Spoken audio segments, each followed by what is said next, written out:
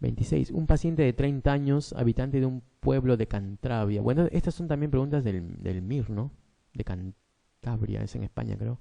No fumador, que trabaja por las mañanas en una cantera de granito y por las tardes ayuda en su casa al cuidado de ganado vacuno. Miren este susodicho. Acude al médico por disnea de esfuerzo y un patrón intersticial, ¿no? O sea, se agita y tiene un patrón intersticial en la placa. El ataque de toras confirma el patrón intersticial y además vidrio esmerilado de tipo mosaico. El diagnóstico más probable es... Acá tiene que ver mucho con la edad del señor del paciente y con las ocupaciones que tiene. Y también con el patrón radiológico que tiene. ¿Sí o no? Por ejemplo, a ver, si trabaja en una cantera de granito, digamos, con piedras, con metales, ¿qué podríamos pensar? Una neumoconiosis, sí. Pero un dato acá importante es que las neumoconiosis generalmente se dan después de 15 a 20 años de exposición, ¿eh? O sea, este joven de 30 años tendría que haber trabajado desde los 15 años, ¿no? Una cosa así, o 10 años, porque son de 15 a 20 años, para hacer una neumoconiosis. Entonces está un poco difícil, ¿no? Pero este señor es multifacético y trabaja también en las tardes en ganado vacuno. Ganado vacuno, yo les decía, tenía que ver con neumonitis de hipersensibilidad. Es el pulmón también conocido como pulmón del granjero.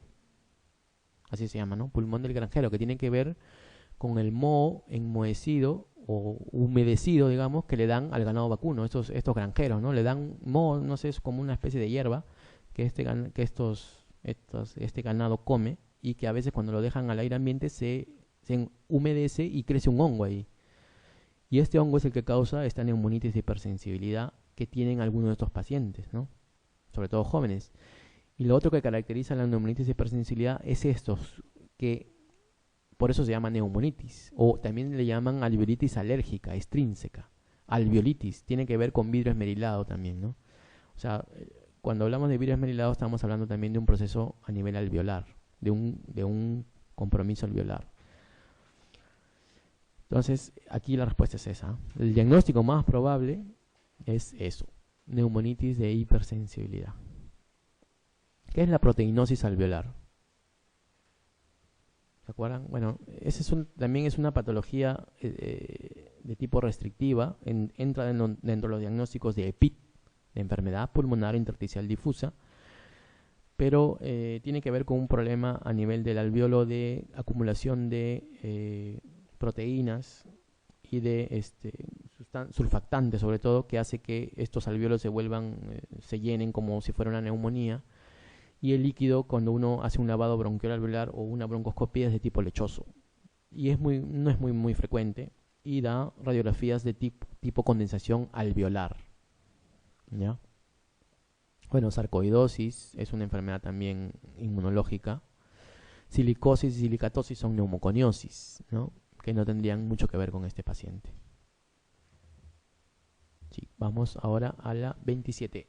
A ver, en el síndrome de apnea del sueño, que ya les mencioné anteriormente, hay hipoxia, ¿sí? Hipercapnia, como les dije, y acidosis respiratoria. Y puede asociarse con las siguientes alteraciones, que también les dije, excepto, a ver, ¿excepto qué?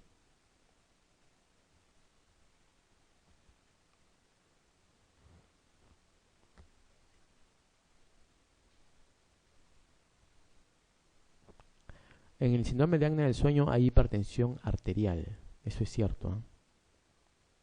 Hay hipertensión arterial. ¿Por qué? Por patología, por alteración del sistema adrenérgico. O sea, esta hipoxia crónica que se da en las noches, como que altera, y eso se ha visto ya, el sistema adrenérgico, y esto hace que la presión arterial aumente. Hipertensión pulmonar, sí, también, porque los problemas de hipoxia crónica en esos pacientes, porque desaturan pues en las noches mucho, y eso se hace ya crónico, hace que a la larga tengan un aumento de la presión en la arteria pulmonar y esto lleve a la hipertensión pulmonar y también al cor pulmonar, que es el corazón pulmón, o también se denomina así al crecimiento de las cavidades derechas del corazón, ¿no? También puede haber.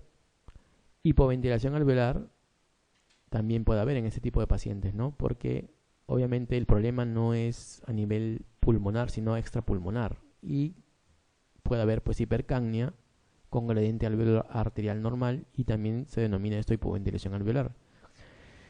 En algunos casos y ya más avanzados también puede haber bradicardia, pero lo que no hay es este aumento de las fases de ondas lentas del sueño profundo, ¿no? Eso es lo que no se ve en esos síndromes de apnea del sueño.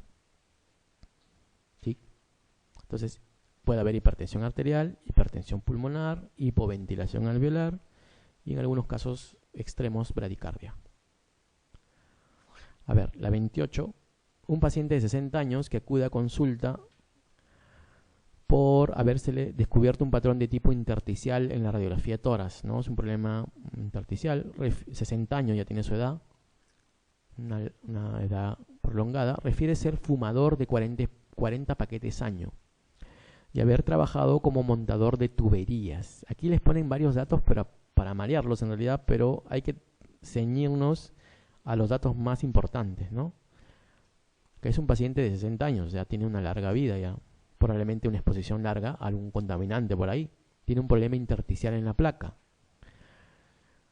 ha trabajado como montador de tuberías y también ha fumado este señor, ¿no? Y es un fumador pesado también, ¿no?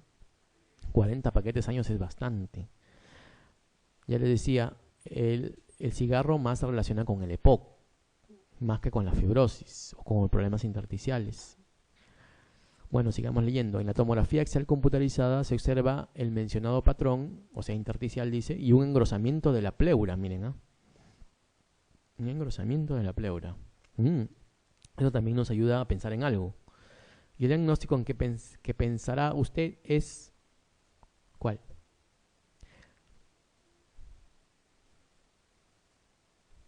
¿Cuál? Fibrosis, neumoconiosis, silicosis, asbestosis. ¿Cuál de las neumoconiosis, y ya otro dato acá, otros cachitos, cuál de las neumoconiosis produce patología pleural? ¿La asbestosis o la silicosis? Que son las dos más frecuentes, ¿eh? La asbestosis produce patología pleural. Placas pleurales en la forma benigna de la asbestosis y mesotelioma maligno en la forma maligna de la asbestosis. Otra cosa, la silicosis produce infiltrados a nivel apical de la radiografía de tórax. Ese es otro también dato. Y en cambio la asbestosis produce infiltrados a nivel basal, justo en la pleura, y derrames pleurales también a veces. Esa es otra diferencia, ¿no? Entre asbesto y silicosis. Asbestosis y silicosis. Entonces, acá nos está diciendo que es un problema intersticial, ¿no? Un paciente de larga data y que tiene engrosamiento pleural. Entonces, ¿cuál de estas es la más correcta? La asbestosis. Y lo otro importante aquí es esto de aquí, la ocupación, montador de tuberías. Generalmente los que trabajan con asbesto tienen que ver con frenos, o sea, son mecánicos generalmente, frenos y tuberías. ¿Por qué? Porque el asbesto sirve como un material aislante de tuberías. También en los edificios hay tuberías que tienen asbesto. En los frenos también para las zapatas, no sé, usan este asbesto como aislante. Incluso en los cables eléctricos, aunque ya no usan mucho, pero algunas industrias eléctricas usan el asbesto como aislante también, ¿no?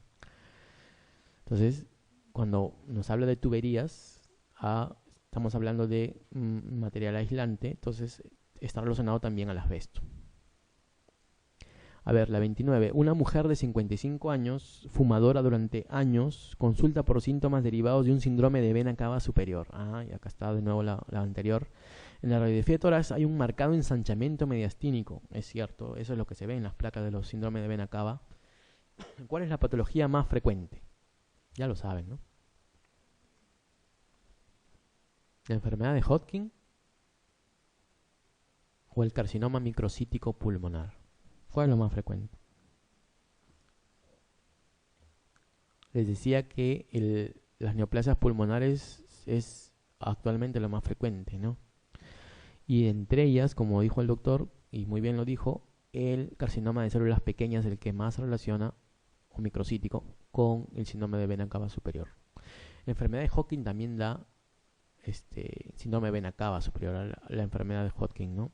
Y también algún problema de tipo linfoideo también podría dar, pero la patología más frecuente es lo que nos están preguntando, ¿no? Es el carcinoma de células pequeñas o microcítico de pulmón. ¿Sí? Vena cava, acuérdense de eso. 30. Un hombre de 65 años de edad que presenta de forma aguda disnea, dolor torácico pleurítico derecho y hemoptisis moderada. Una gramografía pulmonar ventiloperfusión se interpreta como de alta probabilidad de embolismo pulmonar. Miren, una radiografía de tórax muestra un derrame pleural derecho, ¿ya? A veces los embolismos hacen derrame, que ocupa menos de un tercio del hemitórax derecho. La toracocentesis que le hacen algunos de ustedes demuestra que se trata de un derrame cero hemorrágico. ¿Cuál de las siguientes sería el tratamiento correcto para este paciente? Estamos hablando, si tenemos una gramografía ventiloperfusión, estamos hablando de un paciente con alta probabilidad de tener un tromboembolismo pulmonar, ¿no? Ellos hacen derrame también pulmonar y a veces son ceremáticos, es cierto. Y es generalmente pequeño. A veces pueden hemoptizar y tienen esto que dice acá, disnea aguda y dolor torácico pleurítico. Eso es lo que caracteriza a un TEC. Generalmente son pacientes sanos que de un momento a otro hacen disnea y taquignia y dolor torácico, ¿no? Entonces, ¿cuál es el tratamiento en un TEC? Es lo que nos está diciendo acá. Colocar un tubo anticoagular y colocar un filtro de vena cava inferior. Realizar una arteriografía porque todavía tenemos duda de que sea un tromboembolismo. O iniciar anticoagulación con heparina sódica y colocar un filtro de vena cava inferior. O tratar con heparina sódica en bomba de infusión a dosis plenas. ¿Cuál harían ustedes? Si tienen un tromboembolismo, porque esto es un tromboembolismo, ¿no? ¿Qué es lo primero que hacen? Anticoagular. Sí, pero ¿cómo? Con bomba de infusión. Claro, es lo que se hace. Pues de heparina con bomba de infusión a dosis plenas durante cierto tiempo y luego lo combinamos con un anticoagulante oral y luego lo dejamos dependiendo de la patología de base con anticoagulante oral de por vida o generalmente por algunos meses si es que la patología de base no es, digamos, crónica, ¿no? Entonces eso es lo que hacemos cuando tenemos un TEC anticoagular y más si tenemos ya una gamografía con alta probabilidad de TEC, pues, ¿no? 31. Un paciente con carcinoma broncogénico del lóbulo inferior izquierdo. Acuérdense que es izquierdo, es sometido a una mediastinoscopía para estadificación del cáncer, dice, ¿no? En donde se confirma mediante el estudio patológico una adenopatía positiva en la región paratraqueal baja derecha. Miren, estamos en la lesión en el lado izquierdo y luego tenemos una adenopatía en el lado derecho, paratraqueal derecho, o sea, en el lado contralateral. Según la clasificación TNM, ¿qué implica este hallazgo en la estadificación? Cuando hablamos de adenopatía, ¿estamos hablando del T, el N o el M? ¿N? ¿M? Del N, del nódulo. T es tumor, N es del nódulo o adenopatía y M es de la metástasis. Estamos hablando del N. En el N hay N1, N2 y N3, dependiendo de dónde se encuentra el ganglio. Si el ganglio lo encontramos en el mismo lado homolateral, se llama, en el mismo lado, pero a nivel iliar nada más, estamos hablando de N1, o sea, en el mismo lado, digo, del tumor, ¿no? Si lo encontramos en el mismo lado, pero ya no en iliar, sino ya un poco, digamos, mediastinal, o sea, mucho más adentro, estamos hablando de N2, pero todavía estamos en el mismo lado, ¿eh? Y cuando encontramos en el lado contralateral, o sea, en el otro lado, como en este caso, estamos hablando de N3. ¿Sí? Es así nomás es. A nivel iliar, N1, a nivel mediastinal, pero del mismo lado, N2, y a nivel contralateral, ya sea mediastinal o sea iliar, N3. ¿Sí? Entonces acá nos dice que está al otro lado ya. Ya este es un N3. Esa es la estadificación. M1 es cuando hay metástasis, pues, ¿no? Y T4 es el tamaño, ¿eh? Hay T1, T2, T3 y T4. ¿Se acuerdan de esa estratificación? Un poco complicada, ¿no? ¿No? El T4, por ejemplo, es el que agarra ya órganos importantes. Esófago, corazón, mediastino. O sea, cuando agarra órganos importantes, ya es T4. T3 es cuando es mayor de 7 centímetros actualmente en la nueva clasificación, ¿eh? Mayor de 7 centímetros. Pero agarra pleura mediastínica, todavía, o sea, no agarra órganos, sino está agarrando pleuras, visceral, mediastínica, etcétera, ¿no? Pero no agarra todavía órganos. El T4 es el que agarra ya órganos importantes, ¿no? Incluso pleura, y puede haber derrame ya en el T4. Y el T1 y T2 tienen que ver con el tamaño también, ¿no? Esa es una nueva clasificación, ¿eh? No es la que de repente ustedes tenían anteriormente, ¿eh? Es una nueva clasificación de hace poco. Pero esta pregunta está con la clasificación antigua en realidad. Bueno, 32. Eso tienen que repasar, ¿eh? Esto de acá del TNM nuevo que hay, ¿eh? Para cáncer de pulmón. A ver, 32. Mujer de 64 años ingresada por neumonía en lóbulo inferior derecho en tratamiento con antibiótico empírico. Presenta una evolución tórpida por la neumonía, ¿no? Fiebre, disnea, dolor pleurítico. Mira, dolor pleurítico, además de la neumonía. La radiografía de tórax presenta veladura, bueno, velo de la mitad inferior del tórax derecho, compatible con derrame pleural. La neumonía también era derecha, ¿no? Se realiza toracocentesis diagnóstica y se obtiene un líquido de aspecto ceroso, o sea, todavía no es empiema, no es pus, es ceroso, con pH 6.9, LDH 200, glucosa 30 y un gran de líquido negativo. ¿Cuál de los siguientes sería la actitud correcta? Primero tenemos que saber qué es esto, ¿no? Este es un derrame paraneumónico, obviamente. Pero debemos saber en qué etapa está, porque de acuerdo a la etapa hacemos el manejo. ¿Se acuerdan? Había un cuadrito en la clase donde decíamos justo esto, ¿no? El manejo, ¿no? Del derrame pleural. Y hablamos del pH sobre todo. Por ejemplo, cuando tenemos un pH mayor de 7.2, eso es un derrame todavía paraneumónico simple. Cuando tenemos un pH 7.2 hasta el 7, o sea ya menor hasta el 7, estamos hablando de un derrame paraneumónico que se nos está complicando. Y cuando tenemos menos de 7, ya es un complicado ya, que puede ser loculado o no loculado. Y este justo está menos de 7. Entonces este es un derrame ya pleural paraneumónico complicado. Cuando tenemos un derrame simple, o sea, mayor de 7.2 pH, generalmente la glucosa no está tan consumida y el LDH sí puede estar en 200, pero en este caso lo que hacemos es simplemente antibiótico terapia. Si tenemos un pH muy bajo, menor de 7, y tenemos una glucosa muy consumida, ya la indicación es poner un tubo de tórax. ¿Ya? Si tenemos, más si está loculado o no. Si tenemos un empiema, o sea, pusia franca, que acá no nos dice, también esa es una indicación para tubo de tórax. Entonces el pH nos ayuda mucho a la actitud terapéutica que vamos a tener. pH menor de 7 y es tubo de tórax. ¿Ya? pH 7.2, mayor de 7.2 es antibiótico nada más. Entonces acá tenemos menos de 7.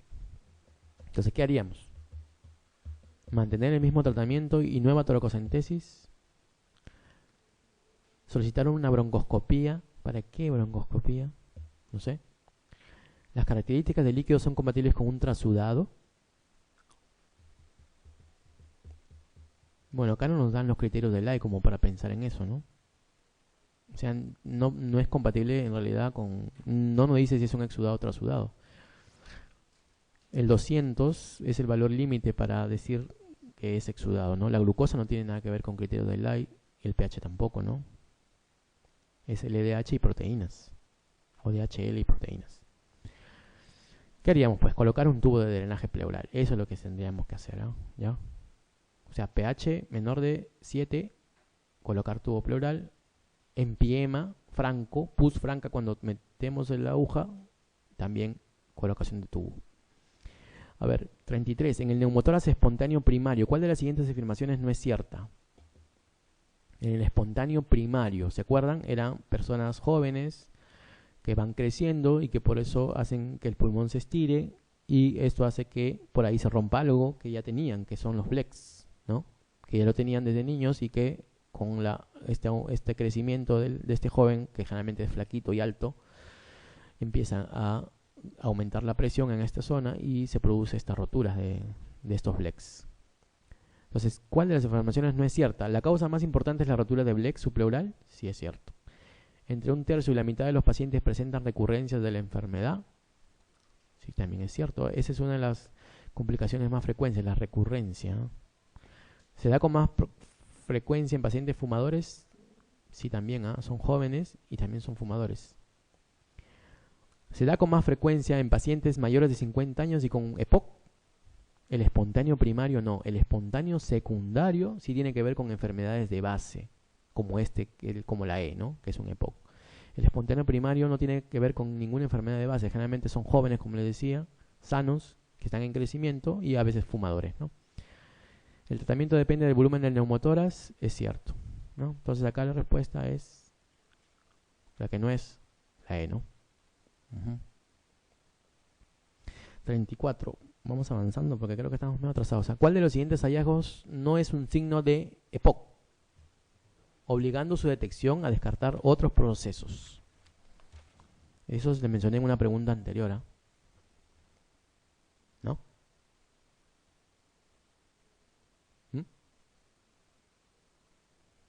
¿Cuál? Eso viene de una pregunta anterior. ¿Se acuerdan o no? Se olvidaron. Acropaquias. Cuando vemos un EPOC con acropaquias, pensar en cáncer de pulmón. ¿Ya? O sea, eso no es un hallazgo común en la enfermedad. Cianosis sí puede haber, respiración prolongada sí puede haber, disminución de murmullo también, edemas periféricos también. Eso es común, pero acropaquias en un EPOC no es común. Acropaquia lo vemos más en fibrosis. ¿Ya ves? Mira, a veces están durmiendo, creo ustedes. A ver, 35. Hombre de 65 años que presenta de forma aguda disnea, dolor torácico pleurítico derecho y hemoptisis moderada. Una gamografía, ventilación, creo que esto ya lo hicimos, ¿no? Sí, ya. Entonces, bueno, ya esto ya saben que es la C. Ya acá se coló una repetida. A ver, 36. Un paciente con tos nocturna en la noche en el que se sospecha existencia de asma bronquial. Presenta espirometría basal con un FED1 de 68% del predicho, o sea, está bajo, ¿no? Menos de 80. Pero no llega a 60 todavía. ¿Cuál es la siguiente prueba a realizar para establecer el diagnóstico de asma? O sea, tenemos un paciente con sospecha de asma que tose en la noche y que tiene un FED1 68%. ¿Qué es lo que haríamos solo para el diagnóstico, confirmar el diagnóstico de asma? Según lo que dice acá, pues no, según las propuestas que nos ponen acá. Haga una espirometría repetida después de una administración de un beta-2 agonista de acción corta de inhalación, o sea, una espirometría completa, quiere decir, ¿no? Para ver reversibilidad, lo que le decía al inicio. Sí, pues eso es lo que haríamos. Una prueba broncoprovocación con histamina o metacolina solo se hace cuando la espirometría completa, o sea, con test de broncodilatación, nos sale normal. Ahí hacemos un test de broncoprovocación. Determinar IgE es para ver si es alérgica el tipo de asma. Y eosinófilos en esputo también es para ver si el asma es de tipo alérgica, pero no es lo que haríamos luego de tener un FED1 bajo y sospechar que es asma, ¿no? Entonces haríamos una espirometría completa. 37. Un paciente que presenta disnea para moderados esfuerzos, tos, esputo y signos de insuficiencia cardíaca derecha, o sea, cor pulmonar. Se le realiza una espirometría en la que se obtiene un FED1 45% del valor predicho y una relación FED1 de 0,56. ¿Qué grado de obstrucción presenta según la iniciativa GOL? Este es para EPOC, este es un diagnóstico de EPOC. Y acá también es teórico, acá es teoría nada más, ¿no? Bueno, el diagnóstico de EPOC, les vuelvo a recalcar, se hace con el FED1 sobre FBC es menos de 70 post-broncodilatador. Así se hace el diagnóstico de EPOC, Relación FED1 FBC menor de 70 post-broncodilatador. Eso nos hace diagnóstico de EPOC. Acá lo tenemos en 0,56. Está menor de 70. O de 0,70. Pero ya les decía, el FED1 nos da gravedad. Estamos en FED1 45. O sea, acá ya sabemos que es EPOC. pero tenemos un FED1 45. ¿En qué estadio está? Esos son los estadios Gol, pues, ¿no? ¿Recuerdan? Ya. Bueno, a ver. Estadio 1 es mayor de FED1 mayor de 80. Estadio 2 es de 80 a 50. Estadio 3 es de 50 a 30 y estadio 4 es menor de 30, el FED1. Entonces estamos en un estadio 2. 80 a 50 es el 2. El 3 es 50 a 30. El 4 es menor de 30. En estadio 3. Ajá. Bueno, eso es teórico, por eso le digo, pero eso tienen que repasarlo. Porque miren, les preguntan, ¿eh? ¿Ya? Mayor de 80 a 50, de 50 a 30 y menor de 30. Así es. Y entonces el FED1, otra vez le recalco, solo nos da gravedad de la enfermedad. El FED1 solo no es diagnóstico de obstrucción, ¿eh? El diagnóstico de obstrucción es la relación menor de 70. FED1 solo nos da gravedad de obstrucción o de restricción. 38, un hombre de 30 años de edad que presenta un cuadro de 2 meses de evolución compuesto por tos, expectoración, disnea, especialmente en la noche, febrícula, ya, radiografía de tórax, un patrón reticular, o sea, intersticial, dice, que afecta ambas bases. El enfermo tiene palomitas y periquitos. Acuérdense, que aparece en el lavado bronquiol alveolar. Esta es otra enfermedad también conocida, ¿no? Ya les decía, el pulmón del granjero, el pulmón del cuidador de aves se llama este, el que tiene palomitas y periquitos. Eso tiene que ver con neumonitis de hipersensibilidad o alveolitis alérgica extrínseca. Y en el lavado bronquial alveolar, lo que caracteriza esta neumonitis de hipersensibilidad, y eso también es teórico, es que tengan aumento de los linfocitos CD8 supresores. Eso es lo que caracteriza a la neumonitis de hipersensibilidad en el VAL o lavado bronquial alveolar. ¿Sí? Ese es teórico, pero tienen que acordarse de eso. En cambio, por ejemplo, en la sarcoidosis, cuando uno hace un VAL, en la sarcoidosis, por ejemplo, es al revés, lo que aumenta es el CD4, por ejemplo. Y generalmente el índice CD4-CD8 está aumentado en la sarcoidosis. A diferencia de esta neumonitis de hipersensibilidad, donde el CD8 es el que está aumentado. Bueno, 39. El síndrome de distrés respiratorio del adulto o agudo, bueno, es una pregunta antigua, ¿no? Agudo, se caracteriza por los siguientes hallazgos. A ver ustedes.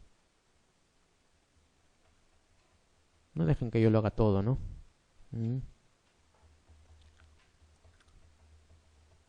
Ese es un ARS, ¿no? ¿Qué caracteriza el ARS? ¿Es una insuficiencia respiratoria crónica o aguda? Aguda. Ahí a la B no es, ¿no? ¿Tiene hipercapnia? ¿Caracteriza la hipercapnia del ARS? No está en los criterios diagnósticos de hipercapnia. Hipopermeabilidad alveolar, hipo o hiperpermeabilidad. Hiperpermeabilidad, ¿no? Aumento de la permeabilidad, por eso que hay exudado, edemas, compromiso del alveolo. Eso nos lleva a un CHAM pulmonar, donde el oxígeno no entra pues al alveolo, a pesar que le damos a concentraciones muy altas, y eso se llama CHAM. ¿Tiene un aumento de la presión de enclavamiento pulmonar o una disminución de la presión de enclavamiento pulmonar? Esa es la E, por ejemplo. Más bien está menos de 18, ¿no?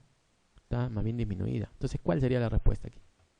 La A, miren, hipermeabilidad alveolo capilar, infiltrados pulmonares difusos, que son bilaterales, como se acuerdan ustedes, y insuficiencia respiratoria aguda. Esa es la más característica, ¿no? De todas las respuestas, obviamente. Listo. A ver, la 40. ¿Cuál de las siguientes afirmaciones relacionadas con la valoración y cuidados perioperatorios del paciente sometido a cirugía de resección pulmonar no es cierta? Bueno, esto es un poquito complicado de repente para ustedes, pero tiene que ver con las cirugías, ¿no? En pacientes probablemente con EPOC, donde se les hace estas cirugías de resección pulmonar. Pero esto lo pueden sacar también, a ver.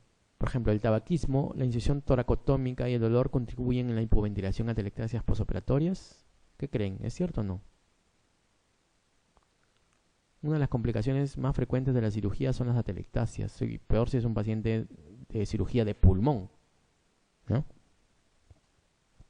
En ello sí es cierto, el tabaquismo obviamente va a contribuir a que haya hipoventilación y atelectasias.